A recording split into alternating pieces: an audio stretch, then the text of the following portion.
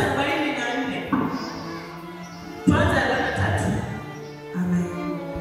Waliona ukuu wa Mungu na walipokuwa wakistaajabu yote kufanyika, aliwaambia wanafunzi wake, yashikeni maneno haya masikioni mwenu. Yashikeni maneno haya masikioni mwenu, kwa kuwa Mwana wa Adamu anakwenda kutiwa katika mikono ya watu. Yehova Yesu asifiwe. Yehova Yesu asifiwe.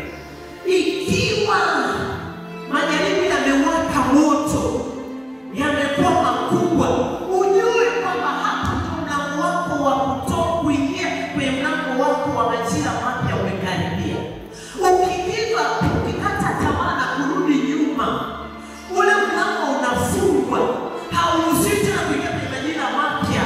Utabaki level hiyo hiyo, sio kwa miaka miwili wala mitatu.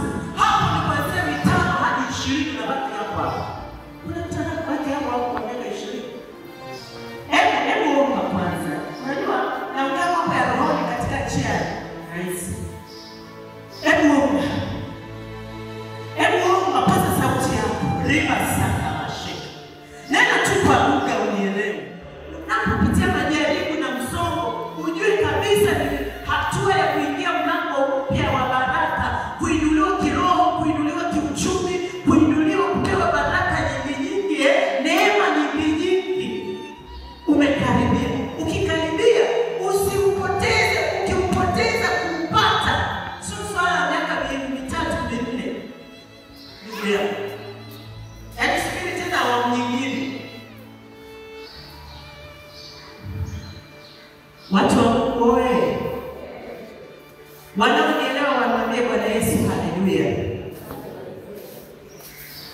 Kama unabaki level ile, kuna tatizo mawili. La kwanza, unasahau yale aliyokutendea na unajiona uko vile vile, unasahau ulikokuwa duni zaidi hapo awali.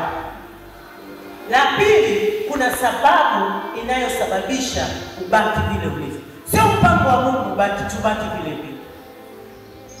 Kutambua jambo na kulifanya muda unaostahili, hiyo ni hekima inayotoka kwa Mungu. Tusimame.